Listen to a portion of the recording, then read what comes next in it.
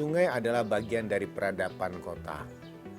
Jadi ketika sungai itu mampu dikelola dengan baik, itu menunjukkan adab orang terkait dengan lingkungan.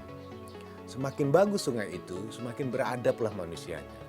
Karena sungai itu adalah bentuk lambang air. Air itu disimbolkan sebagai sumber kehidupan.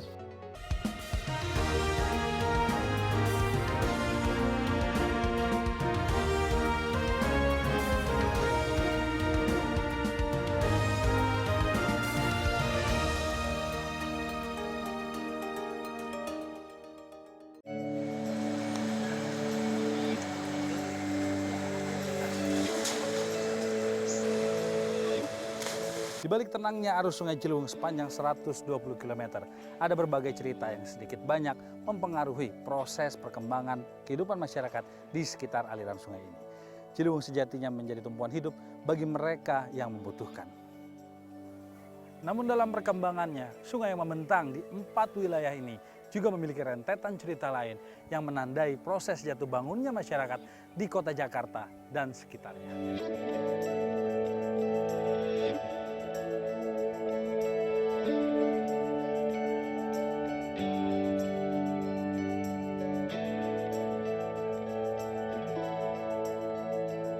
Keberadaan Sungai Ciliwung tidak bisa dilepaskan dari kehidupan masyarakat di 4 wilayah yang dilalui aliran sungai ini, mulai dari Kabupaten Bogor, Kota Bogor, Depok, hingga ibu kota Jakarta. Aliran air di sebuah sungai sejatinya memang menjadi anugerah alam bagi masyarakat di sekitarnya. Sungai itu menjadi bagian identitas yang tidak bisa dilepaskan dan menjadi simbol bagaimana kota itu mampu mengelola sumber kehidupannya. Ya, kita melihat bagaimana kota-kota yang pintar atau kota-kota yang sudah punya pengalaman bagaimana mengelola sumber daya airnya itu mampu mensinergikan bahwa membangun tanpa merusak alam. Kita yang terjadi cara membangun kita itu kadang-kadang mengabaikan aspek lingkungan itu.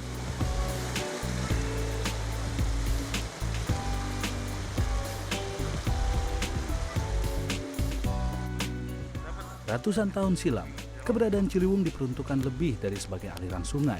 Pemerintah kolonial dan kerajaan di bumi Pasundan bahkan menggunakan aliran sungai ini untuk jalur transportasi serta kebutuhan minum masyarakat setempat. Seiring berjalannya waktu, pertumbuhan kota yang tidak dapat dibendung sedikit banyak mempengaruhi transformasi sungai ini. Jadi hulu, tengah, hilir tuh ekosistemnya, zonasi ruangnya itu sudah berubah. Jadi yang kita dapatkan bagaimana sisi kejernihannya, sisi kebersihannya itu semakin lama setiap tahun makin tergerus gitu. Ciliwung itu ada kisah yang menarik. Di hulu ada mata air, di hilir dia menjadi air mata. Kita ingat Ciliwung ketika Ciliwung itu menjadi semacam musibah dan anugerah. Musibah itu terjadi ketika musim penghujan, yang seharusnya musim penghujan itu anugerah buat kita. Air banyak melimpah, harusnya disimpan, tapi justru kita melihat ketika air itu datang, dia menjadi musibah buat kota.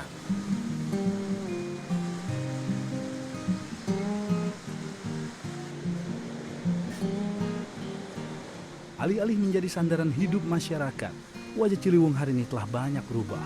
Pencemaran, sampah, hingga bencana banjir tahunan terus terjadi akibat tingkah manusia yang memilih untuk tidak bersahabat dengan alam. Ibu kota Jakarta adalah wilayah yang paling terdampak dari masalah yang ada di Sungai Ciliwung. Untuk mengatasinya, beberapa tindakan sudah dilakukan. Salah satunya adalah proyek normalisasi sungai dengan menggusur sebagian pemukiman warga di bantaran sungai yang dianggap menjadi salah satu faktor penyebab penyempitan dan pendangkalan aliran sungai. Dari 33 km bantaran Sungai Ciliwung yang harus dinormalisasi, Pemprov DKI Jakarta dan pemerintah pusat baru merampungkan 16 km. Normalisasi kembali ramai diperbincangkan setelah Jakarta dihantam banjir cukup besar pada Januari 2020. Debit air yang sangat tinggi membuat kawasan Kampung Melayu Jakarta Timur kembali terendam meski sebagian wilayah sungai sudah dinormalisasi. Proyek normalisasi yang berjalan sejak tahun 2013 terhenti di tahun 2018. Salah satu penyebabnya adalah minimnya pembebasan lahan yang dilakukan Pemprov DKI Jakarta. Kawasan Kebon Pala, Kelurahan Kampung Melayu, Jakarta Timur menjadi salah satu kawasan pemukiman padat penduduk yang belum digusur untuk proses normalisasi sungai. Warga di sini sudah sangat terbiasa dengan kedatangan banjir tahunan dari Sungai Ciliwung. Salah satunya adalah Holil yang sudah 30 tahun bersama keluarganya tinggal di rumah sederhana yang hanya terletak 7 meter dari Sungai Ciliwung.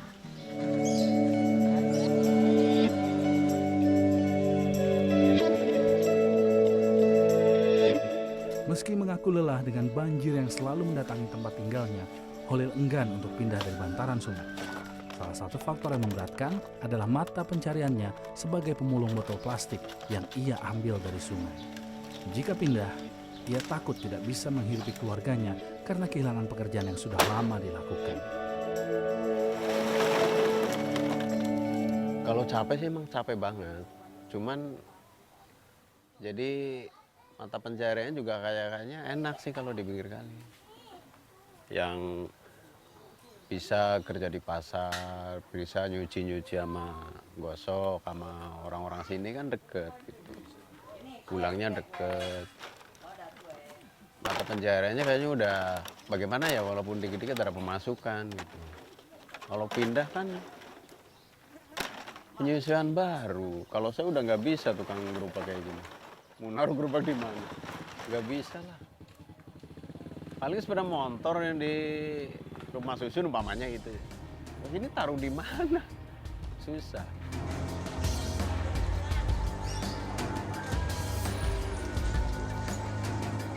Baik Holil dan warga Kebon Pala lain sadar betul penggusuran untuk proyek normalisasi sungai bisa terjadi kapan saja.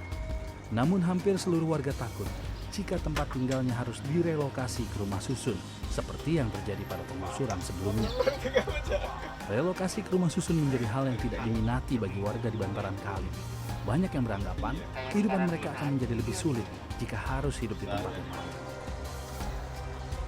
Jadi memindahkan itu ke rumah susun, perencanaan rumah susun kadang-kadang tidak bersinergi dengan perencanaan ekonominya. Karena tugasnya tugas bagian perumahan, bidang ekonomi tidak ikut di dalamnya. Jadi ketika rumah susunnya jadi, tidak ada tempat usaha di situ. Yang kita pindahkan adalah orang. Memindahkan orang adalah memindahkan kehidupan. Kalau awalnya sejahtera menurut mereka di situ, kemudian pindah ke rumah susun menjadi tidak sejahtera, pasti mereka akan melawan.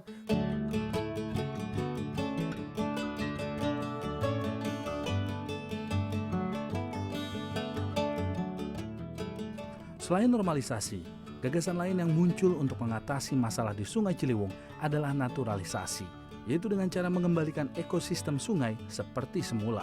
Sayangnya, kedua hal tersebut nyatanya belum dikerjakan secara maksimal. Limbah, sampah, dan ancaman banjir masih menghantui ekosistem Ciliwung dan masyarakat di sekitar sungai.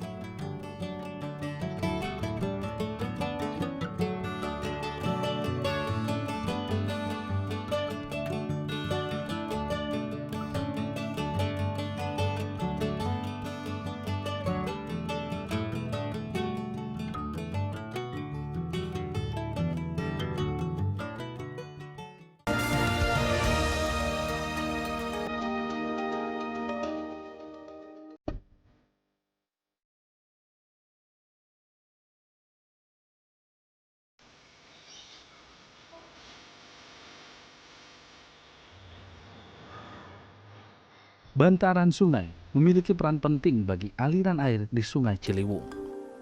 Saat musim penghujan, di mana debit air datang dengan volume tinggi dari hulu, bantaran sungai menjadi salah satu tempat penampungan air yang mengalir. Beberapa pihak yang memiliki kepedulian dengan Sungai Ciliwung menilai proses normalisasi dengan membeton kawasan bantaran sungai di beberapa titik adalah langkah yang keliru. Beberapa titik aliran sungai khususnya di Jakarta Selatan yang masih memiliki tingkat kemiringan aliran seharusnya dibiarkan natural dan tidak dibeton. Fungsi beton itu adalah semacam tanggul bagi sungai. Ketika dia dilebarkan, di beton sudah diperhitungkan tinggi tertingginya puncak volume air pada intensitas curah hujan keberapa. Apakah 100, 150 sampai berapa? Itulah fungsi teknisnya untuk merencanakan. Jadi bagaimana fungsi teknis yang dianggap menghilangkan aspek alaminya. Kita bagi saja nanti. Mungkin wilayah hilir yang kita anggap mau dibeton dari TB Simatupang sampai itu dengan teknis. Tapi mulai dari tengah sampai ke hulu, alami, naturalisasi. Banyakin waduknya, banyakin embungnya, banyakin penghijauannya. Jadi masih bisa memaksimalkan.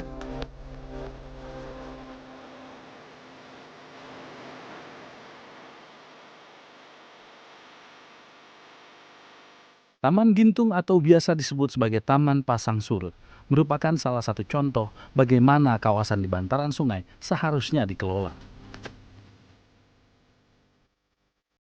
Kondisi taman yang masih memiliki lahan tanah dibiarkan dan ditumbuhi dengan tanaman. Saat debit air sedang tinggi, taman ini berfungsi sebagai tempat parkir air.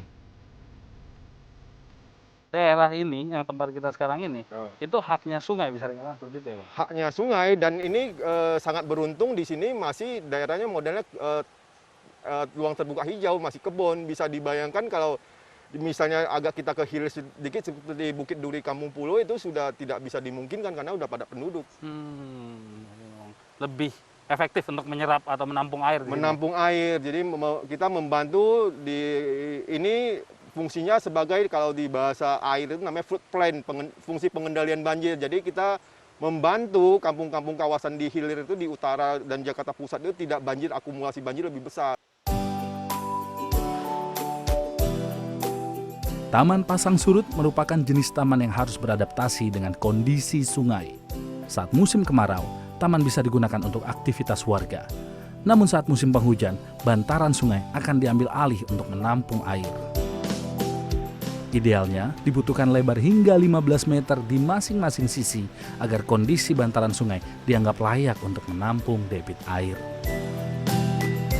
Kalau banjir, kalau pas lagi air tinggi, habis berarti nih taman? Ya, makanya model Taman Pasang Surut ini modelnya harus ada model adaptasi, menyesuaikan dengan ada waktu berkala ini akan habis disapu air. Oke, dan harus direboisasi lagi berarti gitu? Ya, mungkin kalau pohon kayu kerasnya nggak apa-apa, cuman ya dia harus tahan. Memang misalnya ini bisa terendam bisa lebih dari 12 jam gitu, dia bisa yang memang pohon-pohon yang memang kuat genangan yang agak lama. Kemudian kalau yang rumput-rumput itu ya memang harus ditanam ulang.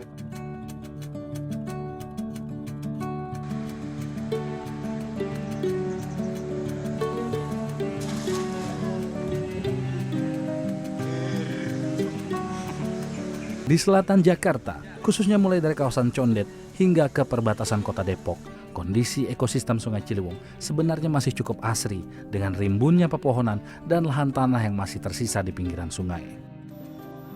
Beberapa pohon besar seperti pohon rengas dan jambu loa merupakan jenis pohon khas bantaran sungai yang memiliki fungsi untuk menyerap air. Hal itulah yang menggerakkan pemuda seperti Rizky yang tergabung dalam komunitas peduli Ciliwung Kedung Sahong untuk mengembangbiakan tanaman-tanaman yang memiliki peran menjaga ekosistem bantaran sungai. Sudah selama 1 tahun belakangan, proses pembibitan ia lakukan bersama dengan rekan-rekan sekomunitas.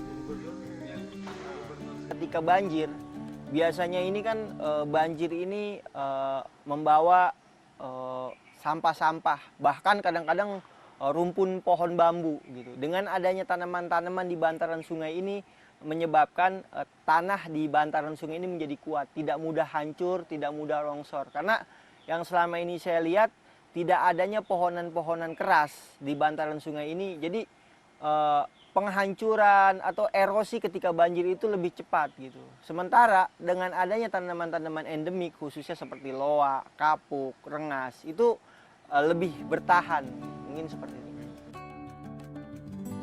Proses pembetonan dalam normalisasi sungai juga menjadi kekhawatiran bagi Rizky dan kawan-kawan. Mereka tidak setuju kawasan bantaran Sungai Ciliwung yang masih asri harus dinormalisasi dengan melakukan pembetonan. Ini cukup cukup potensial untuk ditanami, untuk dilakukan penanaman, untuk dikembangkan, untuk pertanian. Jadi kalau seandainya di beton, mungkin kayak pertanian atau segala macam itu nggak bakalan mungkin. Karena apa? Kita ketemunya beton.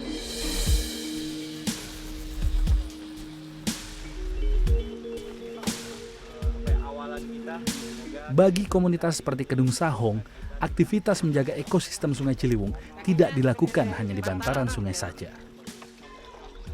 Mereka juga biasanya melakukan aktivitas susur sungai, yaitu dengan menjelajahi beberapa titik di Sungai Ciliwung untuk memantau keadaan sungai dan masyarakat setempat. Untuk melihat Ciliwung lebih dekat, salah satu aktivitas yang bisa dilakukan adalah dengan melakukan aktivitas susur Sungai Ciliwung. Biasanya masyarakat atau komunitas-komunitas yang bergerak untuk kepedulian mereka terhadap Ciliwung ini melakukan aktivitas susur Sungai Ciliwung untuk mencari sampah-sampah yang masih bisa diangkut dari tengah sungai dan mencari bibit-bibit sekaligus meneliti beberapa pohon-pohon endemik sungai yang ada di Sungai Ciliwung.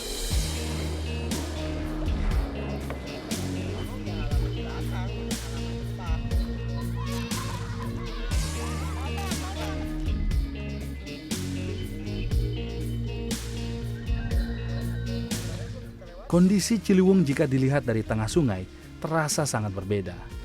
Banyak sekali permukaan sungai yang ternyata memiliki tingkat kemiringan yang cukup tinggi yang menyebabkan adanya arus yang cukup deras. Beberapa titik bahkan juga ada kedung atau biasa dikenal dengan nama palung sungai dengan tingkat kedalaman mencapai 5 meter. Sayangnya, rimbunnya pepohonan di bantaran sungai juga diiringi dengan pemandangan sampah rumah tangga serta masih adanya pembuangan limbah ke sungai dari industri rumahan yang ada di bantaran kali.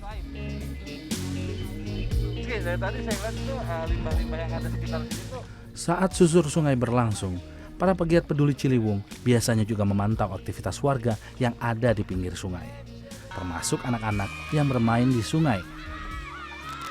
Mereka mengingatkan agar warga tidak membuang sampah ke sungai dan tetap berhati-hati saat beraktivitas di sekitar sungai.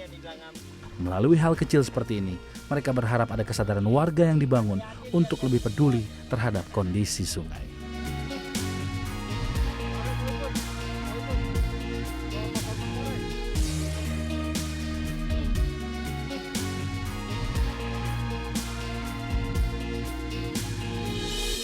Satu, ngejaga yang masih ada, Bang. Kalau untuk mengembalikan itu udah sulit. Sekarang kita ngejaga caranya gimana yang masih ada, kayak dari tanamannya, binatangnya. Pokoknya flora faunanya, ekosistemnya benar-benar harus kita jaga dari segi kebersihannya atau segala macamnya. Minimal anak cucu kita nanti bisa ngerasain Ciliwung yang benar-benar asli itu kayak gimana sih, kayak gitu sih.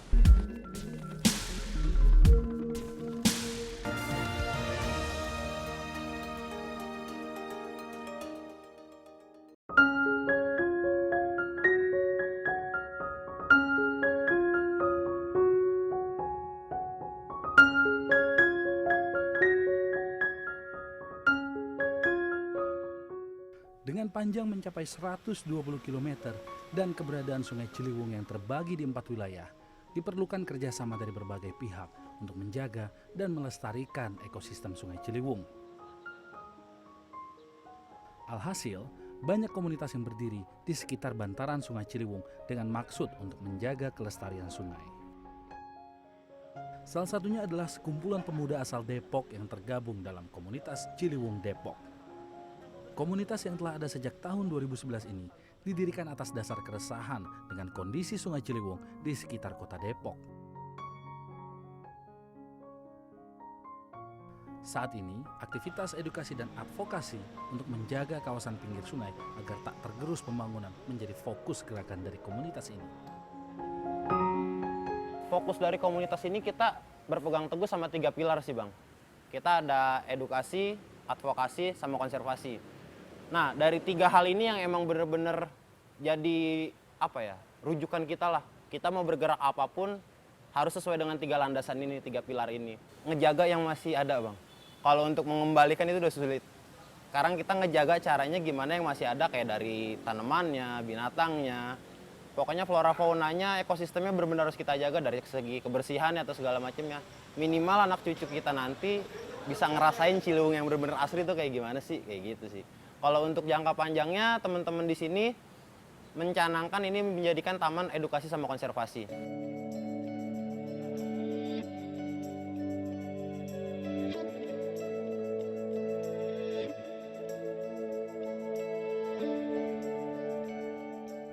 Salah satu langkah edukasi untuk menjaga sungai yang dilakukan komunitas ini adalah dengan melibatkan masyarakat setempat, termasuk anak-anak yang bermain di sekitar sungai.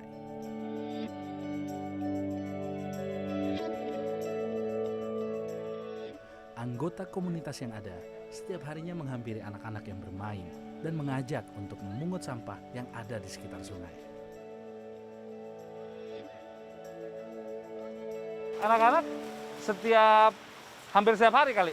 Hampir setiap hari, Bang. Hampir setiap hari begini? Jadi ini anak-anak yang biasa berenang di sini, aktivitas di sini. Mereka tuh punya inisiatif sendiri kadang-kadang. gitu. Oke, Bang, Join. kita bersihin bareng. Jadi kita bersihin bareng sama mereka kayak gitu-gitu sih, Bang. Coba siapa satu sini, namanya siapa yang ini nih, Bang? Oh, Nih, ini siapa namanya nih? Muhammad Fadli, Oh, tinggal di mana? tinggal di Taman Jaya. Oh, kok mau mengumpulin sampah di sini? Karena emang harus kewajiban. Kewajiban. Suka main di sini tapi? Suka. Suka main di sini. Nenek. Oh, jago dong berenang di sini. Lumayan. Kalau mulu. Terus pada semangat ya, Bang ya? semangat, Bang. Semangat di sini. Jadi apa ya? Mereka dengan kesadaran mereka sendiri sih, mereka pengennya tempat main mereka tuh tetap bersih gitu loh. Jadi ya alhamdulillah, ayo Bang, kita bersih-bersih bareng atau kita jaga ini bareng gitu sih. Kondisi sungai yang cenderung masih jernih membuat anak-anak betah bermain di sungai. Sore hari adalah waktu yang biasa digunakan untuk anak-anak bermain sambil memungut sampah yang ada di sekitar lokasi bermain mereka. Selain memberdayakan warga dan anak-anak sekitar, komunitas juga biasanya didatangi oleh siswa-siswi sekolah yang ingin melihat langsung kondisi Sungai Ciliwung. Proses edukasi mengenai ekosistem sungai dan ancaman sampah menjadi aktivitas rutin yang biasanya dilakukan bersama para siswa yang datang. Selain edukasi dan advokasi, anggota komunitas juga memanfaatkan limbah yang ada di sungai untuk dibuat menjadi kerajinan tangan. Salah satu limbah yang banyak digunakan adalah bambu yang hanyut di sekitar sungai. Limbah bambu tergolong jenis limbah yang cukup mengganggu ekosistem sungai. Sebenarnya sih nggak berbahaya, cuman ketika musim penghujan debit air naik, nah itu dia jadi satu masalah pemicu tersangkutnya sampah-sampah plastik.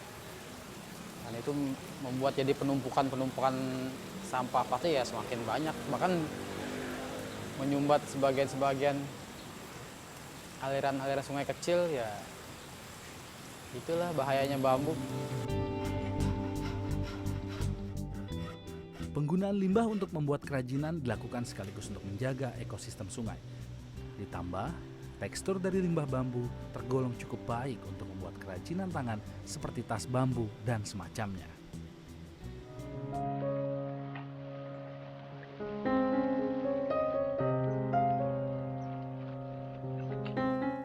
Berbagai langkah kecil yang dilakukan para pegiat peduli Ciliwung sedikit banyak memberi pengaruh positif bagi kelangsungan ekosistem sungai. Namun, lebih dari itu, dibutuhkan kerjasama yang nyata antara komunitas, masyarakat, dan pemerintah untuk benar-benar melakukan langkah besar menyelamatkan ekosistem Sungai Ciliwung.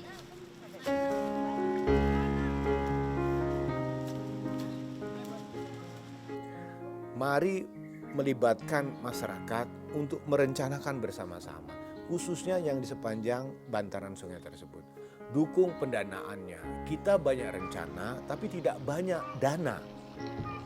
Otomatis ini kendala. Terlalu banyak rencana-rencana, terlalu besar obsesi kita. Kalau tidak ada dana, satu-satu yang bisa merubah keadaan itu hanya semangat.